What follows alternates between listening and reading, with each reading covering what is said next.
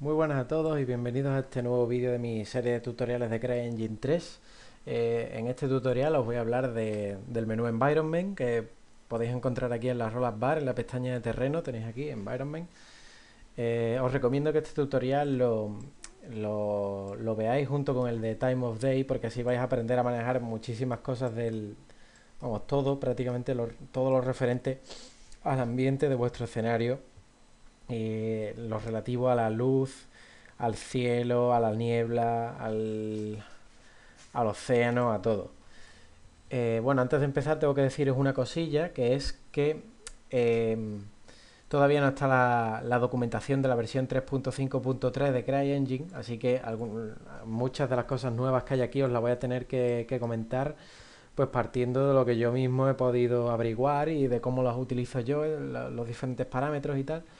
Y otra cosa que os quería decir es que algunos de los parámetros de environment, como muchas de las cosas que tiene ahora mismo el motor, pero especialmente aquí hay muchas cosas que están obsoletas, así que siguen estando aquí, pero no valen para nada. Así que bueno, empezando ya, tenemos aquí el primer parámetro, es View Distance, distancia de visión. Simplemente es la distancia a la que podemos ver cosas desde aquí. Está ahora mismo en 2500, significa que de aquí a 2500 metros es todo lo que vemos. Veis que ahí está empezando a recortarse el escenario porque ya hasta ahí es donde nos llega la visión. Esos son 2500 metros. ¿Veis? Ahora se come la isla, pero si yo esta distancia la cambio a 3000, pues ahora sí podemos ver la isla. Os recomiendo que esta distancia de visión siempre la tengáis bastante alta, porque así el océano se funde con la atmósfera sin ningún problema y tenéis un resultado mucho más natural. Si lo ponemos, por ejemplo, en 500, veis el corte que se produce ahí no nos deja, hace que sea todo muy antinatural. Así que dejémoslo en 2500 y yo voy a quitar todas las capas porque aunque vosotros no lo podéis escuchar, yo sí, los sonidos del escenario y me van a volver loco, la verdad. Siguiente parámetro es View Distance Low Spec.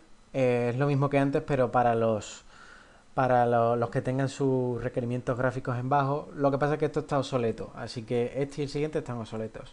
LDR, Global Density Multiplier, es relativo, debería ser relativo a un tema de iluminación. Low Dynamic Range significa LDR, pero como está obsoleto, veis que aunque parpadee el océano no pasa nada, no es nada, así que vamos a dejarlo como estaba. A continuación tenemos Detail Layer View Distance Ratio. Es un factor, no es una distancia ni nada, no es un metro ni nada, sino que es un factor, no sé deciros exactamente qué distancia es, pero todos deberéis saber ya que en CryEngine las texturas del terreno tienen dos capas. Esta capa de aquí, que es la que se ve cuando estamos cerca, es la capa detalle, que es la que tiene todo el dibujo y todo, en fin, el detalle. Y si nos vamos alejando, veis que se cambia de la textura detalle a una textura base, que es un color uniforme, marrón en este caso, por aquí la hay verde. Y veis cómo va haciendo un fade, haciendo un fundido de una a otra. Pues bien, si quisiéramos que las texturas que están más lejos se vieran, cambiaríamos este ratio a 2, por ejemplo, o a un número más elevado, y ahora veríamos la textura de detalle de los materiales del terreno desde mucha mayor distancia. Esto es un truquillo que sirve para, entre otras cosas, pues si por ejemplo tenéis una montaña que está muy lejana, pues aumentáis y queréis que se vea el detalle, como el de esos acantilados, aumentáis este ratio, este factor, lo aumentáis y ya se verá bien la montaña. No es la única manera, pero de momento vamos a dejarlo ahí. A continuación, lo que tenemos es el viento, que empieza aquí, en env state, tenemos wind vector. Wind vector, como seguramente sabréis, un vector es una flecha con una dirección, básicamente. A esta dirección le podemos dar pues un valor en el eje X, en el eje Y y en el eje Z. Voy a activar para que veáis. Aquí está el pivotito, abajo a la izquierda, el pivotito con las direcciones de X, Y, Z. No es muy exacto, en realidad, para el tema del viento no es muy exacto, pero nos vale.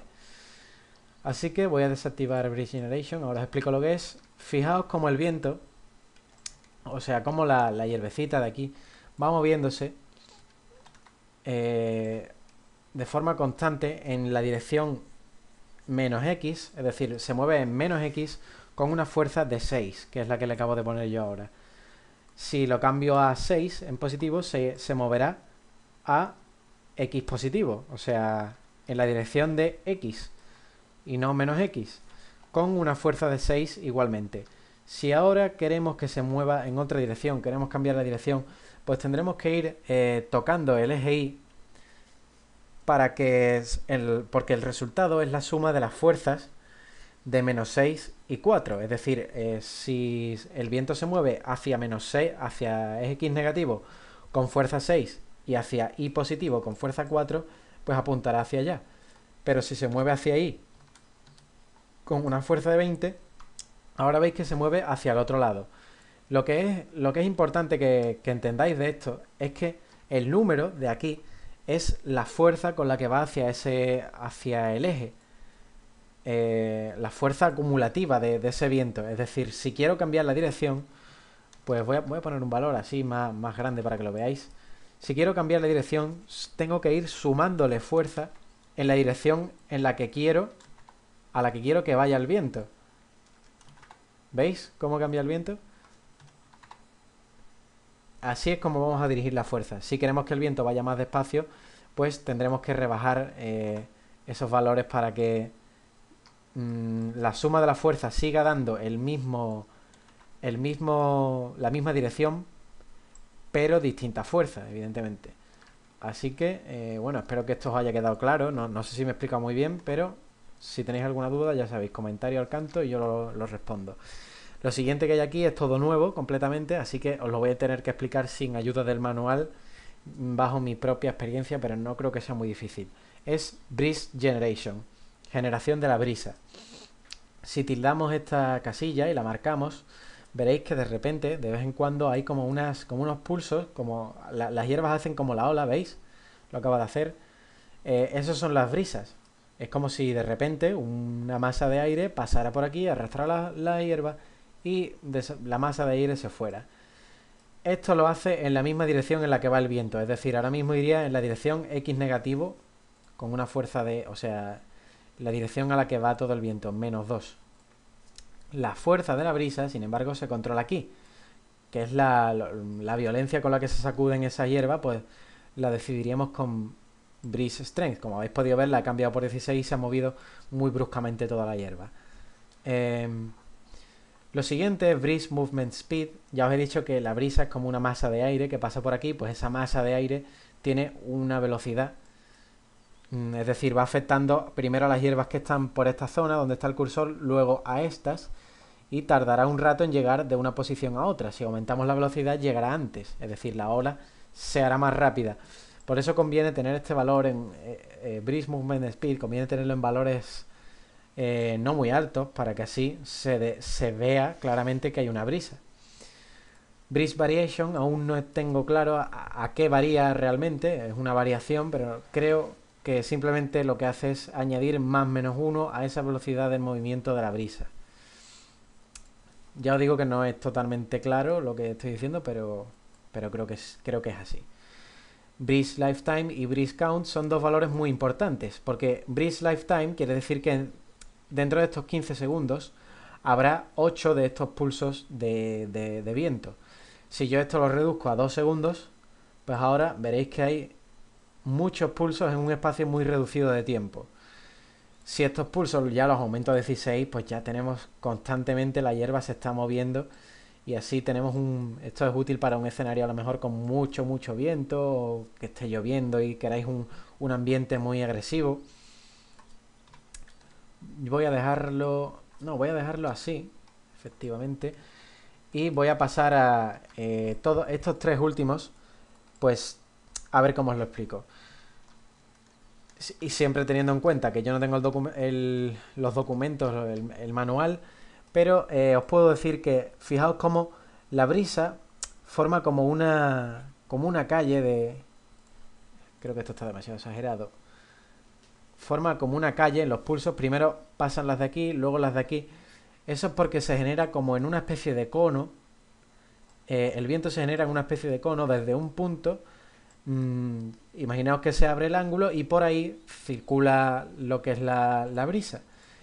El ángulo de ese cono sería estos 6 grados, aunque podemos reducirlo y entonces veréis que la brisa recorre porciones muy lineales del terreno. ¿Veis? Por ejemplo, aquí justo por donde pasa mi cursor hay una brisa, ¿veis? Pero no afecta a estas plantas de aquí. Para ello abrimos el cono y ahora afecta a las hierbas que están alrededor, porque se abre mucho más. Spread es cómo se distribuye es decir, ese cono, pues si lo dejamos en 0, será un cono con unas líneas muy rectas, pero si le ponemos spread 10, pues ya a los laterales de ese cono el viento también circula, la brisa también circula, aunque con menos fuerza. Y parece que ya lo tengo todo sobre la brisa y el viento, es una parte bastante importante de Environment. A continuación tenemos Console Merge Mesh Spool. Esto creo que ya está obsoleto y si no lo está, pues la verdad no sé explicaros para lo que es. Y la siguiente casilla, Show Terrain Surface, pues ya veis lo que hace. Elimina o muestra el height map, o sea, el terreno, la malla del terreno, la quita o la pone. ¿Vale? Luego tenemos estos dos valores que son sobre las sombras. Fijaos en el primero, Sun Shadows Minimum Specification. Ya lo he intentado, decir, ya probé esto una vez y creía que era una cosa, pero ahora no sé si es que me he bajado una versión corrupta de CryEngine o qué pasa, o es que le gusta trolearme el motor, o simplemente que me estoy equivocando, pero la teoría, al menos lo que yo creía que era, y os invito a corregirme si me equivoco, es que al estar con la configuración gráfica, vaya por Dios.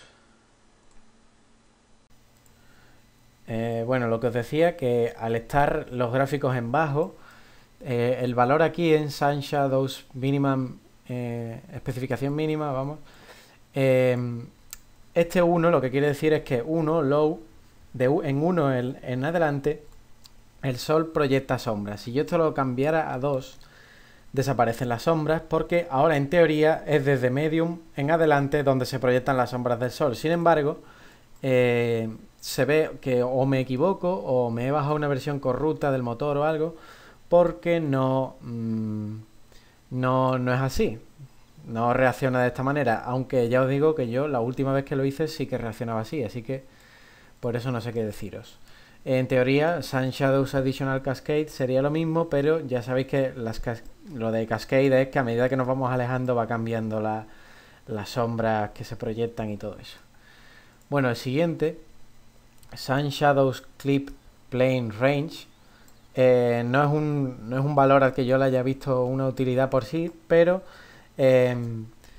a veces tiene el motor da algunos errores o cosas que no sé si os ha pasado. Estáis a lo mejor caminando y alrededor vuestra hay como un cuadrado de sombra que os persigue cuando os movéis. Y ese cuadrado de sombra es como un bug o algo. Bueno, pues cambiando este número a un valor más alto, el de Sun Shadows Clip Plane Range, yo lo puse en mi escenario, lo puse en 420, aunque se puede poner más alto, podéis ir trasteando a ver cuál es el que mejor os viene a vosotros, aunque hay que tener cuidado con los valores extremos, porque veis que altera las sombras que hay alrededor nuestra. Esta casilla de aquí siempre está marcada y en teoría es para que haya capas en los materiales del terreno, de las cosas, de los personajes. Solo que yo creo que también está obsoleto porque no da igual que lo marquemos o no, es decir, siempre vamos a poder trabajar con capas. Sun Linked to TOD significa que el sol va a reaccionar tal y como le hemos dicho en Time of Day. TOD es Time of Day. Si lo desmarcamos, veis que el sol se mueve porque se coloca justo donde le hemos dicho en Lightning. Y en fin, si no lo tenemos marcados, vamos a tener un sol más estático, es decir, un ambiente más estático. Así que yo os recomiendo que lo dejéis marcado siempre y así tenéis mayor control sobre las cosas de la atmósfera en Time of Day y aquí en Environment. Bueno, lo siguiente que tenemos es Volumetric Foreshadows. Esto también diría que está obsoleto porque se supone que son sombras volumétricas en cosas como humo, nubes 3D, nubes volumétricas, pero esto siempre se proyectan, así que simplemente dejarla, no tiene mucha historia, lo dejáis así y ya está. Lo siguiente es bastante útil porque no sé si os estáis fijando en esta sombra que se está moviendo por aquí. ¿Veis? Justo donde está el ratón está la frontera de la sombra. Bueno, pues eso se consigue con un mapa de nubes, con un Cloud Shadow Texture, que es eso que estáis viendo ahí. Podéis cambiarlo aquí en el iconito de carpeta. Y el mapa de nubes es un mapa en escala de grises. Aquí tenéis uno 512 por 512, donde los blancos simbolizan los claros y los negros simbolizan las nubes, es decir, los oscuros. Este plano, o sea, este mapa se está proyectando en el escenario, que recordad, el height map del escenario también es cuadrado. Así que si lo dejáramos quieto y le pongo aquí velocidad 0, 0, 0, 0, el height map simplemente se proyecta, el mapa de nubes, de las sombras de nubes, se proyecta simplemente en el escenario. Desde aquí no lo vamos a ver muy bien porque tiene las sombras puestas, pero veis aquí hay una sombra. ¿Qué sucede? Que el tiling es las veces que se reduce y se repite ese mapa.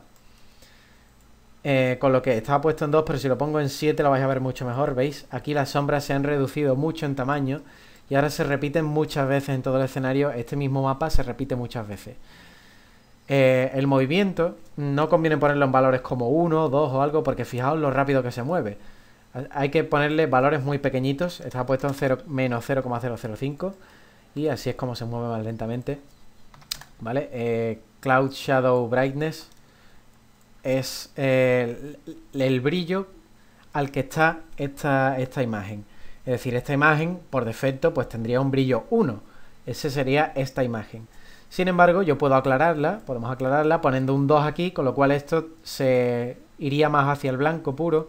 Si lo ponemos un valor muy alto, 6, desaparecen las sombras porque ya esta imagen sería como si estuviera blanca completamente. Y lo mismo sucede con 0. Si le damos a 0, sería como esta imagen estuviera sin iluminar, es decir, estuviera oscura, negra, total, y todo está sumido en las sombras. Vale, pues del mapa de nubes lo dejo todo ahí.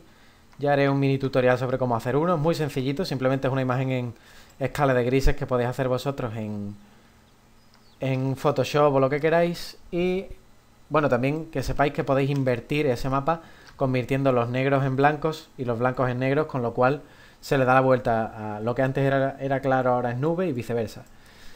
Lo siguiente es Particle Lightning, es la iluminación de las partículas del nivel. Para ello me voy a venir aquí donde recuerdo que había una cascada, la voy a activar y voy a coger una partícula cualquiera, un efecto de partículas cualquiera, para que lo veáis mejor. Esto es el efecto de partículas, son un montón de planos que se están cayendo a una determinada velocidad. En fin, ya haré mi tutorial de partículas en el futuro para hacer partículas desde cero totalmente, que es lo que me interesa, que podamos hacer cosas desde cero. Este efecto de partículas, este tipo de efecto, tiene una iluminación propia que están hechas para que se vea pues este dibujo, esta especie de dibujo de la textura, porque es una textura que se proyecta en un montón de planos. Bueno, pues podemos cambiar la iluminación global de todas las partículas que hay en el motor, en el escenario, en este momento, cambiando estos valores. Podemos ampliar a valores muy extremos para que veáis. Veis como ahí las de ahí abajo también se han iluminado mucho. Y si yo lo dejo en 0,5 como estaba, pues se queda todo igual, ¿vale? Si lo ponemos en 0 se quedará en negro, porque no tiene iluminación, ¿vale? No hay mucho más que decir aquí. Simplemente que ya profundizaré en esto más en el tutorial de partículas. Bueno, lo siguiente que hay aquí es el Skybox. Recordad que en todo videojuego, o en casi todos, hay un Skybox. Es decir, es como si estuviéramos en un cubo gigante donde hay una textura para este lado del cubo, para este lado del cubo, este lado del cubo, ese lado del cubo y la parte de arriba. La parte de abajo evidentemente no tendría textura porque no es necesario. En CryEngine hay dos tipos de cielo. Está ese que os he dicho del Skybox, del cubo. Y si le damos aquí en Materials del Skybox y le damos a los puntitos estos, buscamos aquí Sky y tenemos Sky HDR, que es el que viene por defecto, que no es estrictamente un cubo, no es como si fuera un cubo de textura, sino que es el cielo HDR, donde le aplicamos un montón de valores en Time of Day y nos cambia pues la atmósfera, la iluminación, la niebla. Sin embargo, si cambiamos por un Skybox normal y corriente, como puede ser este, por ejemplo, para cambiar simplemente haríamos clic derecho, copiar nombre al portapapeles, aplicarlo aquí. Y si cambiáramos, pues perderíamos un montón de estos valores sobre el color del cielo o el color de la niebla, el color del sol, porque ya no es un cielo HDR. Recordad, creo que ya os lo dije en el menú, en el tutorial Time of Day. Así que esto es lo que sería un Skybox. Son unas texturas que están así pues disimuladas. No es realmente un cubo, está ahora mismo es redondo, está disimulado. Podemos cambiar el ángulo, veis que lo estamos moviendo aquí, y el estrechamiento vertical, cosa que a lo mejor para hacer alguna pequeña corrección, pero yo os recomiendo que lo dejéis en 0. Si habéis hecho bien la textura, no tendréis ningún problema. Vamos a dejar el cielo como estaba, y ahora me toca el océano. Pues el océano es nuevamente lo mismo, le aplicamos un material aquí, dándole a los puntitos de aquí, buscamos océano aquí, y Ocean Generic es el único material de océano que hay. En versiones anteriores había más materiales, más texturas de océano, con lo cual si habéis exportado vuestro nivel desde una versión anterior, a lo mejor el océano ya nos aparece. Esto es porque aquí, por ejemplo, antes había un Ocean barra baja Generic, es el que está ahora. Antes había Ocean barra baja Pierre, creo recordar. Y claro, vuestro nivel os aparecerá así. Esto no significa que el océano no existe, porque fijaos, si me pongo a la altura a la que está el océano, vemos estas líneas de luz y efectivamente aquí sigue habiendo océano. Para eliminar el océano completamente tenemos que ir a editar terreno, modificar, remove water, y ya quitaríamos el terreno. Claro, a vosotros lo que os pasa es que no tenéis puesta bien la textura del, o sea, el material del océano. Simplemente tenéis que poner Ocean barra baja Generic y ya os aparece. Los caustics, que es lo siguiente que viene aquí y que le aporta mucho realismo, porque es un efecto está muy guay, es la luz que atraviesa el océano, cómo choca en el suelo que hay debajo. Voy a aumentarle Caustic Intensity para que veáis esto de aquí, estas líneas de luz son los caustics. Voy a moverme para que veáis hasta dónde llega. Llega justo hasta aquí. ¿Por qué? Pues porque tenemos Caustic Depth, profundidad del Caustic, 8 metros. Si le damos a 16, ahora llega más profundo, ¿vale? Y por último, pues Caustic Styling es las veces que se repite este patrón de Caustics, que se empequeñece y se repite. Si le ponemos 4, por ejemplo, pues veréis que hay muchas más pequeñas. Y nuevamente 0,5 son más grandes y menos cantidad. Ocean Animation nos permitirá controlar la superficie del océano, aunque estos tres parámetros del principio, del viento y Waves Speed, ya están obsoletos, no sirven para nada. Solamente sirven Waves Amount, cantidad de olas, y Waves Size, tamaño de las olas. Ahora mismo veis que el mar está muy tranquilo, pero si le ponemos 0,5 en tamaño de las olas, ya veis que las olas son cada vez más grandes. Y aquí en 0,75 ya tenemos un mar bastante picado, bastante revuelto. Y si ya le ponemos valores muy extremos a cantidad de... Bueno, podemos quitarle la cantidad de olas, aunque seguirá moviéndose. Porque la malla se sigue moviendo, pero en 0,0 veis que el mar está completamente plano, ¿vale? Esto ya depende de vuestro escenario, de los requerimientos que tengáis en el ambiente. Ya pondréis vosotros una cosa, iréis trasteando, poniendo el valor que más se ajuste a vuestro escenario. Bueno, lo último que queda ya es la nube y el efecto Bloom. Uy, la nube, la luna. Voy a poner el mapa de noche y a ver dónde está la luna. Ahí, pues tenemos latitud y longitud para situarla en la bóveda celeste, ¿vale? El tamaño de la luna y la textura de la luna.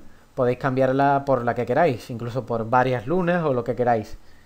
Por la cara de Nicolas Cage, si queréis, no importa. Voy a volver a poner el mapa de día y os voy a hablar de lo último ya, que es el efecto Bloom, que no es más que el contagio de píxeles muy brillantes a los píxeles que están adyacentes.